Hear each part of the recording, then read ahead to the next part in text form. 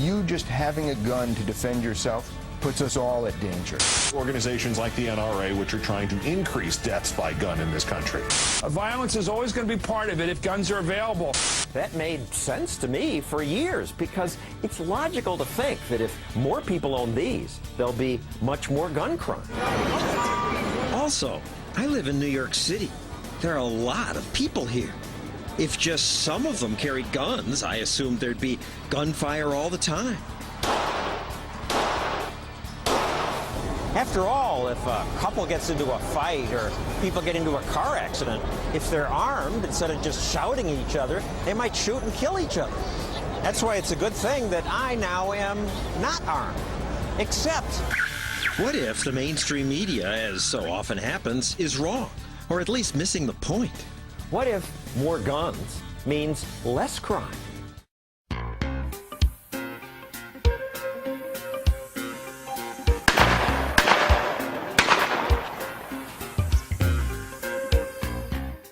What about the idea of concealed carry, that a person should be allowed to have a pistol on his person, concealed? I think it'd be a wild, wild west. Oh, yeah? In New York City? Are you kidding me? There'd be a lot more aggression. There'd be a whole lot more shootings. So I believed that for years, despite having become a libertarian. It was just intuitive. If everyone around here has a gun, that would lead to much more gun crime. But then I read a book titled More Guns, Less Crime. It's an odd title. It was sort of a head spinner for me. How can more guns lead to less crime? So please welcome the author, John Lott. So how can more guns? We have fans here. Well, we have a biased audience.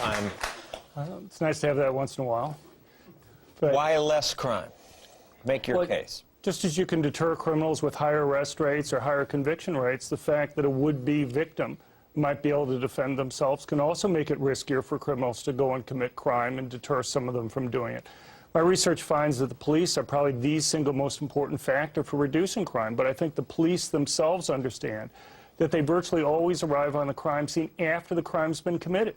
And that raises a question: what do you advise someone to do when they're having to confront a criminal by themselves?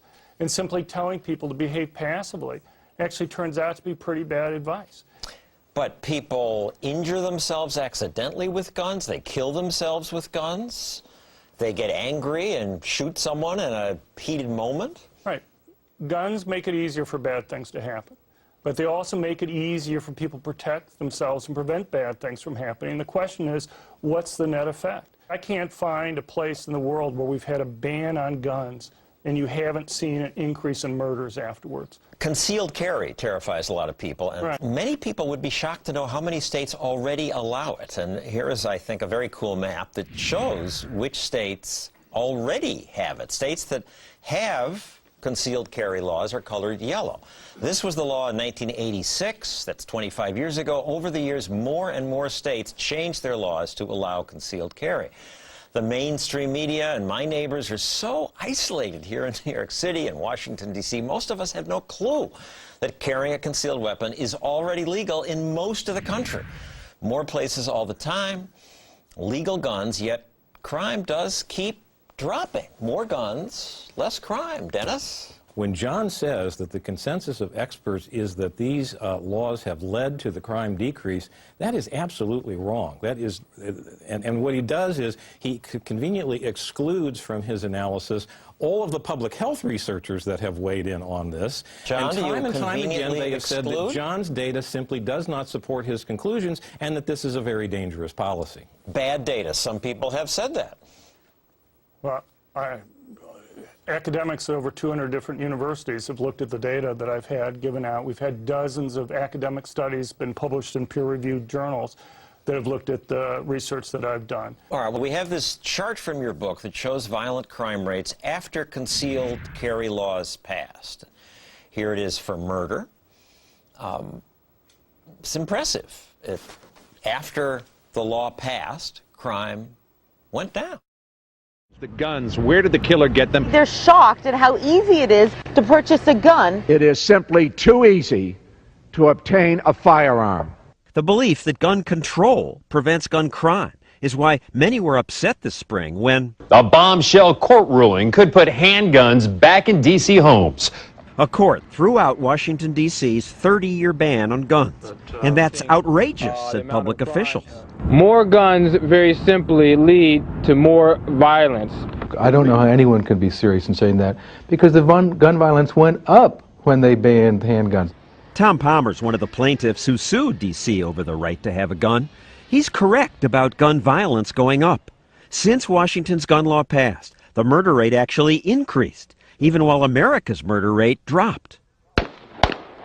It's because guns can also save lives, says Palmer, as one saved his years ago in California. We were walking down the street, and this group of young men took really strong exception to that. They stood up, 19 or 20 young guys, followed us, and they told us, "We're going to kill you. They'll never find the bodies." And I turned around and showed them the business end of a pistol. Just pulling out the gun was enough to stop them. Yeah, it works. Merely having a weapon and being able to display it when I was threatened saved my life. Now, you may think that carrying a gun, as Palmer did, is illegal in most of America, but it's not. Many people don't realize that today in America, in about 40 states, it is legal to carry a concealed weapon on your person. And in those 40 states, there is no more violent crime or murder than in states where guns are restricted. And here's a controversial idea. Some Virginia Tech students say they wish students had been allowed to carry guns, because one of them might have stopped the killer before he shot so many people. And that's what happened 5 years ago at the Appalachian School of Law. Hearing shots, 2 students went to their cars, got their guns, and helped restrain this shooter until police arrested him. One of the things that the gun does is it equalizes unequals. My mom told me when I was a young boy, because she was armed, she was never afraid. So, gun control isn't necessarily crime control. In fact, the National Academy of Sciences reviewed hundreds of studies and could not document a single gun regulation that reduced violent crime or murder.